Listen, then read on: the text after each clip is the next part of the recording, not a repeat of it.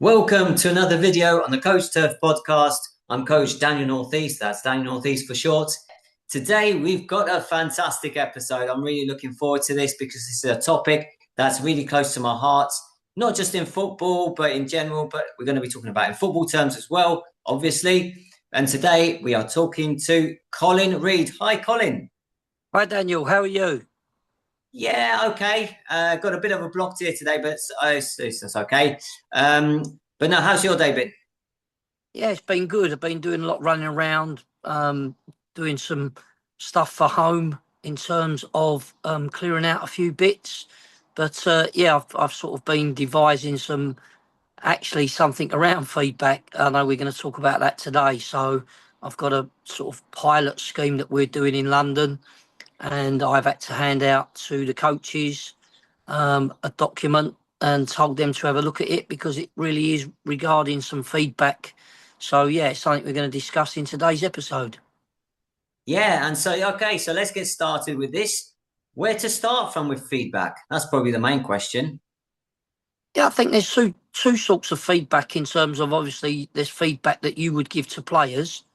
But primarily today, I think we're talking about feedback and coaches. So for me, it's a vitally important part of coach education and coach development that coaches, that we as coach educators are able to give feedback. But more importantly, we want coaches to recognise how important feedback is. So instead of us or the coaches becoming reliant on the coach educators, we're trying to make them aware of the things that they would sort of need to look at so they can critique themselves. So I think it's very important if you're a coach and you're on your journey that you are able to sort of help yourself. And we talk about self-reflection, and very much part of that is, feeding back and evaluating. They're all different words that we use for it. Again, and we want that to be done by the coaches to the players. But to improve those sessions, it's really important that coaches have an understanding of self-reflection and feedback. What about your journey though? How did it start for you with feedback? Well, that's a good question because back in the days when I started out coaching, it wasn't too much about it. You would obviously finish your session and sort of say, how did that go? And it very much, well, I thought that went well. I did that good. And I thought that was great. And then as I got older and on my coaching journey and I got into coach education, I thought, well, course sessions did mess up and they didn't go to plan. But generally, you try to look at the good things as opposed to really focusing and concentrating on the things that wasn't so good. And then for me to actually be able to evaluate your own sessions is really important because I think if you talk about it, we talk about plan, do and review. So, at the weekend, I was talking to the coaches about actually planning their sessions. And like I said, when I delivered my sessions at the weekend, they've been planned with a contingency. They was planned over a number of things. And like I said, once you actually do it, that's when it really starts. The feedback starts. You start reviewing and evaluating how you think it went. So I think the most important thing looking back that I was actually privileged to be involved in the coach education side, and it sort of made me very self-aware and it made me sort of question how my sessions went and then how was I going to improve them. So that for me is a real godsend that I'm able to pass that on to the coaches that I work with. Would you say that you start from when it comes to feedback? Is it a case of a little bit of a similar one where you talk about what was first, the chicken or the egg or the chicken? Would you say that which one's first, which one should come first, maybe with feedback? Is it like a self-reflection from the coaches first, or would you say it would be to the players?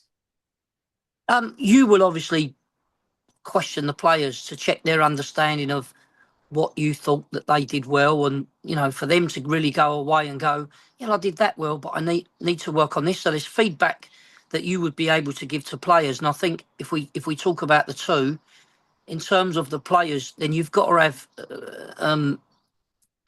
something that you're going to critique them by. So I think for players, it's easier because you will be working on a certain theme. So once you talk about planning, you realise you can't coach everything in one session. So if you look at the 8 things you can do with a ball, and I always talk about passing and receiving.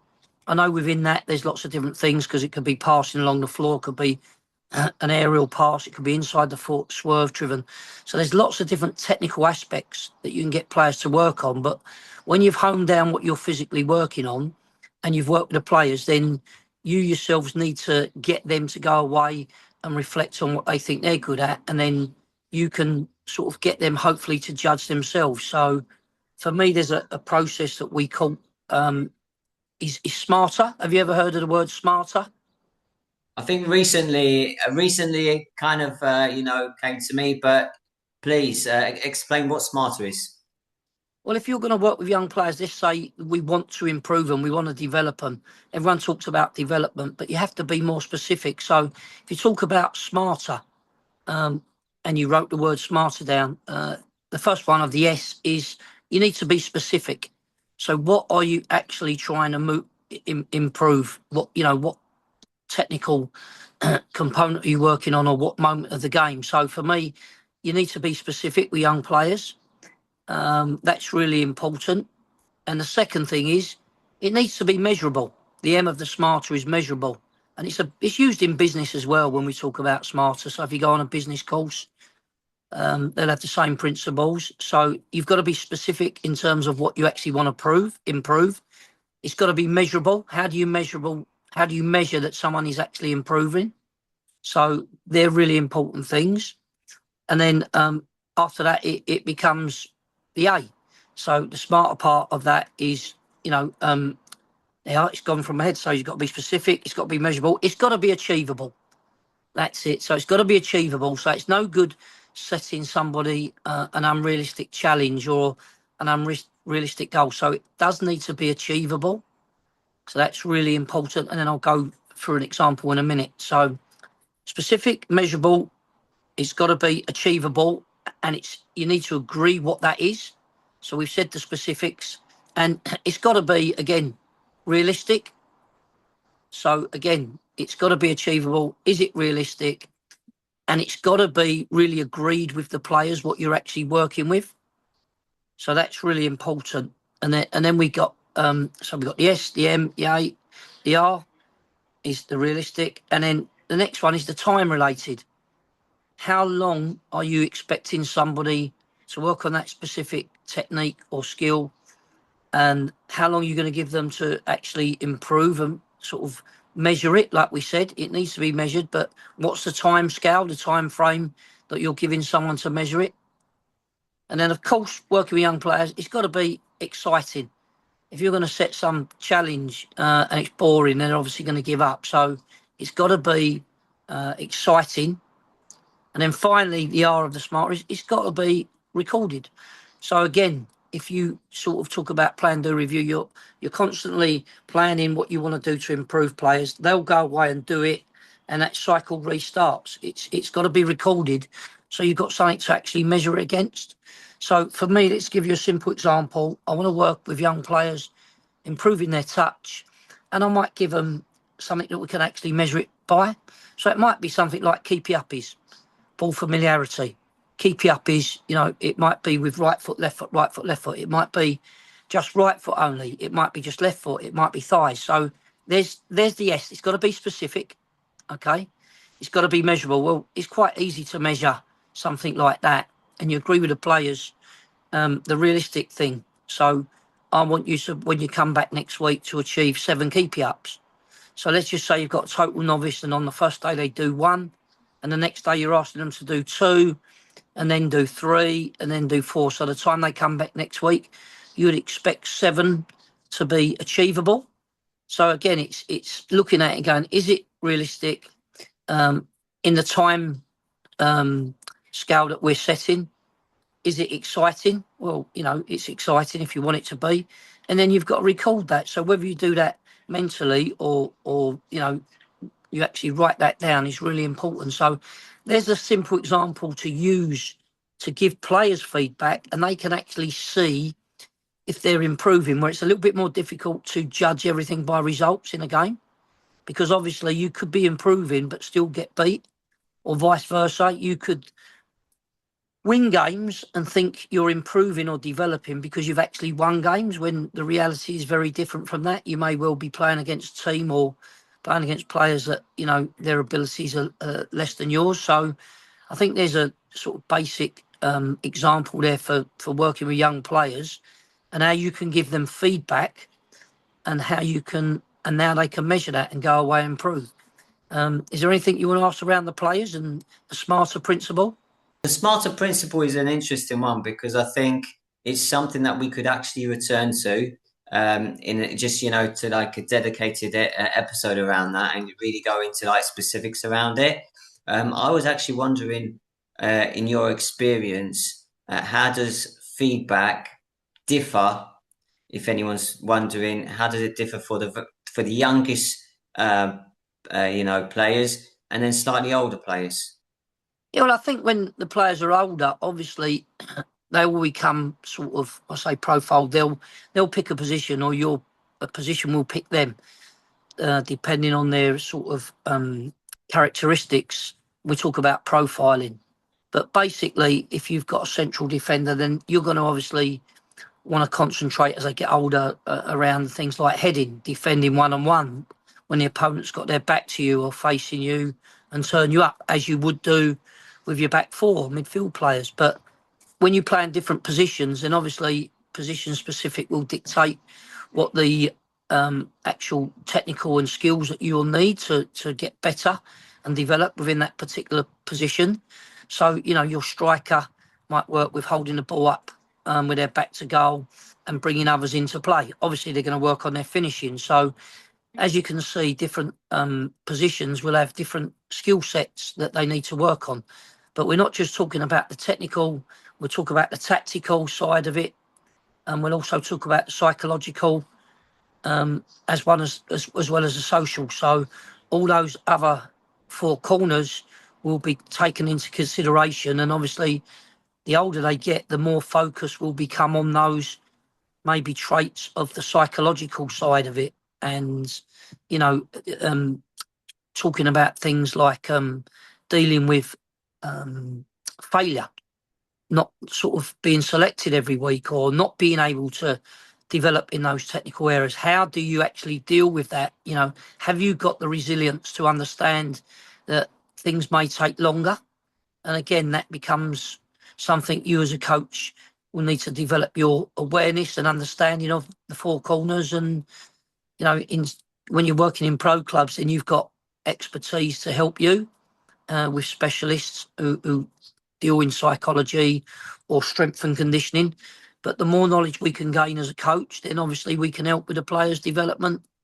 But like I say, depending on the age of the players, and whether in the foundation phase, whether in the youth development phase, or going on to that pro phase, where it's becoming a job and it's their living, then, them challenges that you set and the importance of that smarter principle then becomes very, very sort of poignant.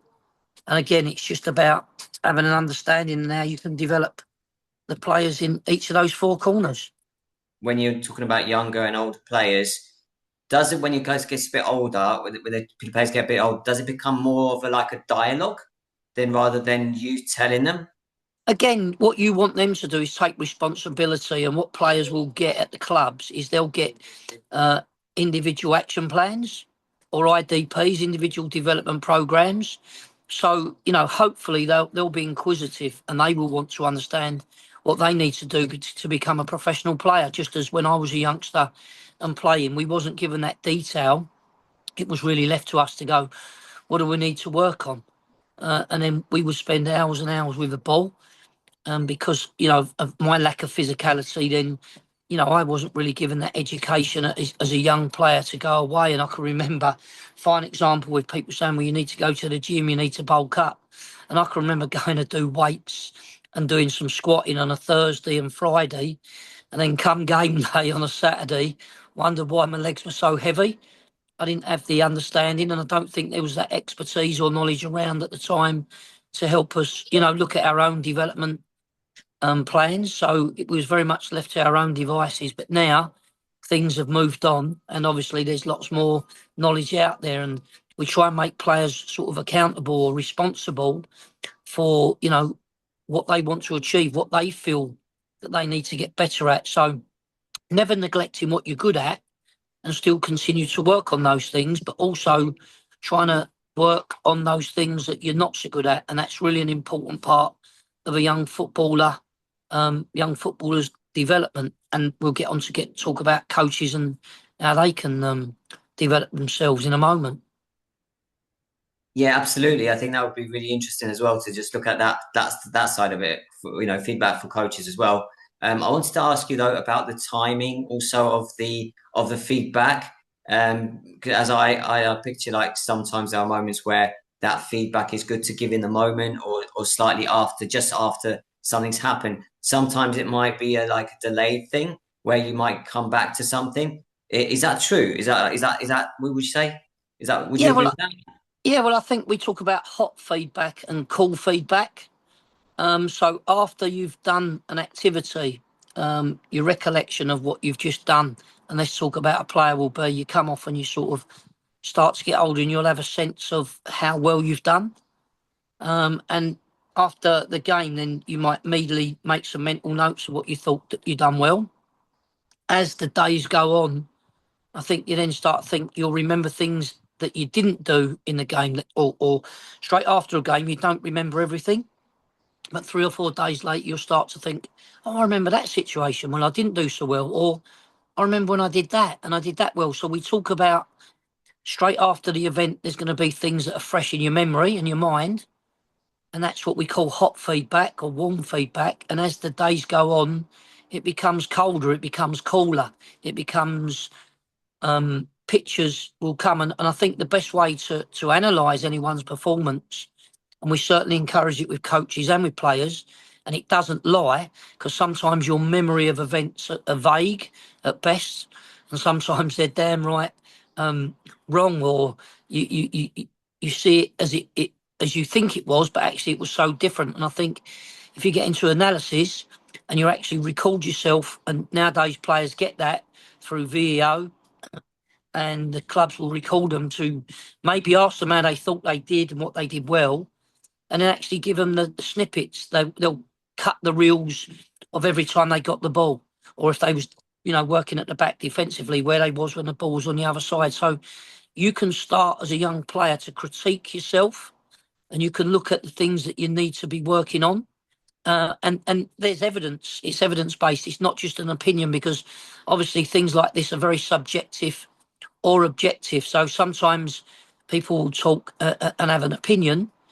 Unfortunately, that opinion is not the case, and they're not facts. So if you've got an actual footage, there's the facts. There's the evidence that you need to actually see what you did well or what you thought you could have done better. So for me, if you've got access to being able to have analysts or record yourself, then that's a great sort of asset to help in your own development, but more importantly, getting you to understand how you judge yourself. Sometimes players beat themselves up, and from a psychological point, having worked in a female game, a lot of the teams would come off and I'd say to individuals or the team, well done.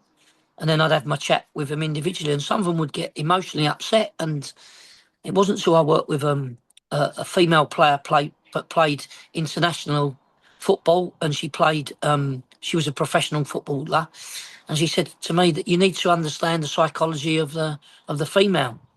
And for me, I think it was such a very sort of poignant point in my development as a human being and as a coach and as a coach educator, because she sort of sold me the idea of the female psyche was different to the men. And whereas I would come off and say to the players they'd done really well and remind them of what they did well, as this lady told me, who'd played international football, she said that the female psyche would be they will remember the one or two bad things that they did, as opposed to us males who have got a different psyche, and we would remember the one or two good things we've done and forget the 8 bad things that we've done out of 10. So it made me look at it in a totally different light and was a real eye opener for me. So yeah, they're really important things to bear in mind, and that's helped on my journey when I give feedback to both male and female, knowing there is a difference in how they critique themselves, and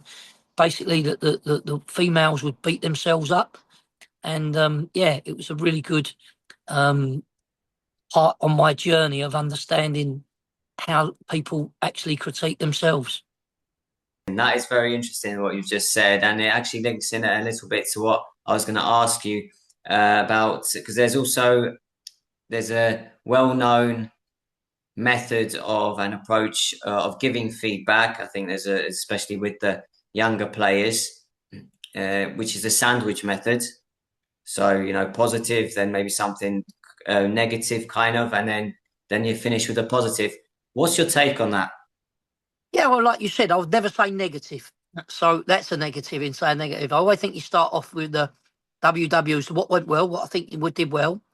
This is what I think you need to work on your action plan. So if you use negative language, that can become negative in itself and people can switch off. So I think if you start off and you lead into any feedback or any sort of review to people after the event, whether it be players or coaches, I would always recommend that first and foremost that you ask them on what they thought they did well, and then sort of echo that by, just sort of backing that up with saying, yeah, I thought you did that well, and I thought you did that well. Now we need to go on the things we think we need to work on and improve to develop you. And so, as opposed to using negative words, you're talking about how's this going to improve me? So it's a positive in that you can say it's a negative. It's not really a negative. You're saying these are the action points. These are things that you need to go away and we need to work on, you with, and we're going to support you. And there's obviously things that players will need to do in their own time, and there's things that they could do as individuals, and there's things they'll do in training and in the squad. So again, it's like you said, I don't know what your analogy or what your what did you call the terminology for your feedback? The feedback that Yeah, well, you what was you used the word the sandwich method, was yeah, that it? sandwich. Yeah, Yeah. yeah. Sorry about that. Yes, and that's how we put it. Like it's like the bun. Yeah, it's the same thing we use at the FA.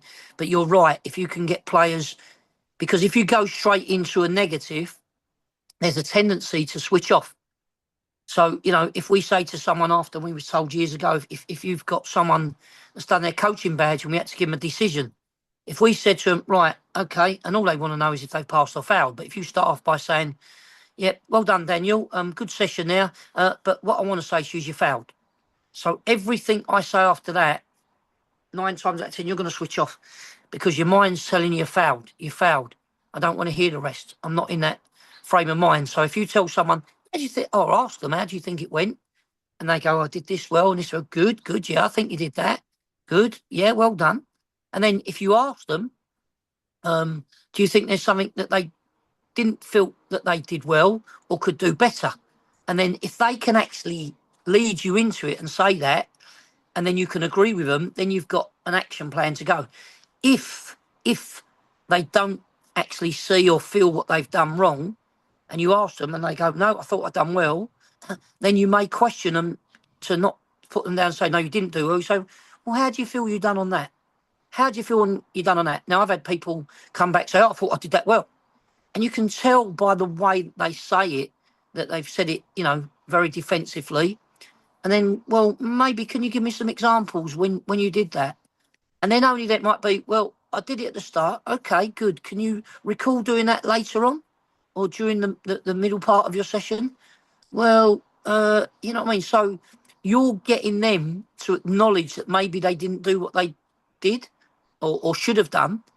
And once they accept that, then you can sort of steer them in a direction of trying to lead them and get them to accept what they did well, good, but what they need to improve on. So I think it's the same with players, that you need to actually get them to see what they know. And coming back to coaches, it's vitally important to get them to realise where they are. And that's where you need to be honest and transparent as a coach, and definitely as a coach educator. And I sometimes think that there's people that need to learn that sort of lesson about how you deliver your outcomes or how you deliver those messages around, what you expect from your players. Before we end this episode, I think I'd based on everything that you've mentioned that we've spoken about here, and I intentionally left this one to almost the very end. Should have really started with this, but what is feedback? Feedback is just an honest appraisal. It's advice. It's like players. What's a coach? A coach is there to give advice, and you can do it a number of ways. But just coming back to the coaches, and we haven't spoken too much about them. It's like, well, what do I need to look at to improve? So you need to give them a sort of critique it, because how do I know if I'm improving as a coach? And if you sort of give them some headings like we currently use, your planning and your organisation, the way your session management, the observation you made, and I'll give you a little heads up on them. And last of all, communication. How did you communicate that? So I say to coaches, and I'm doing it with the coaches that I'm currently working with, and that's saying is your planning and your organisation. If you can't get that right, then that's going to make it really difficult. So whether it's the size, and we talked about step process, is it too big? Is it too small? All those sort of things need to be taken into consideration. Did you have your bib set up? Did it flow from one practice to the next practice to the game? Have you set that up? And then we'll go into the next criteria around, was your bibs ready? Were they right numbers? If you're going to use numbers to work with relationships with players, was that all sort of spot on? Because if you can't get your organisation sort of right, then you're going to find it difficult to actually coach the next bit. So again, we talk about management. How did you manage the opponents? Did you give clear directives, objectives, aims and ambitions? Right, I'm coaching this team playing that way. I want the other team, when they win the ball, can they do this? So I need not to coach both teams. I need to coach one team on a theme, and I need to make sure that I manage the other team. So to get the outcomes that I want, so they're set up in the same formation, or when they intercept it and I'm working on attacking, the practice doesn't end, it just gets boring. So how do they manage it? And then we talk about your observations. What technical and tactical information did you give? Did you talk about having an open body shape? Did you talk about when the ball was here? Once I get it, can you make your way out wide? So we talk about on around the way from the ball. So that will come into, again, come back to observations. What technical, tactical information did you give? And the last part, the communication. How did you communicate those messages to what you wanted from those players? Whether it be before they got the ball, when they got it, or after the ball, or what they actually did, the person on the ball, what those did around them to support it, and how you link that in with those away from the ball. So they're the sorts of things we look at when we critique coaches, but we need to get them to understand, and we try and get the group. So when someone finishes a session, instead of calling them in and giving them feedback, we then try and involve the coaches that are observing it or have joined in the session to actually give their feedback. But primarily, I'd always ask the coach that was assessed or being observed, what did he or she think, how their session went? Again, that's that hot and cold feedback. I would have things written down as evidence and a timeline, and if it can be recorded, fantastic. So again, all those critiquing or the criteria that we assess people by, not only do I judge them on that, we want their peers to be able to judge them on that, because then they know what they're being critiqued on. And then ultimately, we want the coaches to be able to go away and feedback or evaluate themselves, reflect on their own delivery, and hopefully they can then go away and work on an action plan to actually put those action points in place. And hopefully the next time they deliver that session, they are able to improve. So hopefully that's a good understanding of what feedback is. But feedback is just about giving advice and being, again, going back to SMART, being specific around what areas and how long do I expect you to be able to put that right. Yeah, I like that. I like that what you said. For it to be specific, for it to be honest as well. It's got to be true. and as long as that's happening, then you're going down the right direction with feedback. Whether it's a feedback from a coach to a player, whether it's a coach to a coach. But yeah, it's definitely got to be honest. And the specific, I mean, when I think about being specific, I always think about the days when I was in England doing the level 2 course, when one of the tutors, told us to make praise specific, which isn't always an easy thing. But just because a lot of coaches make the criticism specific, but without making the praise specific. But I think if you get that specific, then the feedback is complete. Otherwise it's incomplete, and somebody could walk away from a situation where they actually don't know that maybe that's to them. So that's another thing. Is there anything else that you'd like to mention before we finish this episode? Yeah, just briefly detail. What is coaching? It's giving advice. You can give advice in various ways. Like we said, you can ask, you can show, you can tell them to read books, but it's developing the actual detail, whether it's the weight of the pass, the side that you play to. With coaching, again, was this practice too big? Was it too small? How did I communicate that? Did I follow the coaching formula? Did I get in? Did I get out? Or did I bore them by talking to the players too much? So lots of things to consider when giving feedback, and hopefully this episode on feedback for both players and coaches has helped people to have an understanding of what it is and how they need to address and improve themselves. Thank you very much, Colin. I really enjoyed this one. It's always important to talk about these topics because it's definitely part of the coaching journey. So for coaches, absolutely valuable. And if there's anyone watching this, you got some questions around feedback, feel free to leave those questions in the comments, and we know we'll get back to them and we'll answer them. And yeah, Colin, once again, thank you so very, very much. It was fantastic. Hope you enjoyed it. I certainly did, Daniel. Thanks very much, and all the best, guys. Speak to you Yeah, soon. all the very best to every single person. Feel free to subscribe, like, comment, and share. Notification bell to stay up to date with everything that's on this channel. And we hope to come back with more videos very soon. All the very best. Bye bye.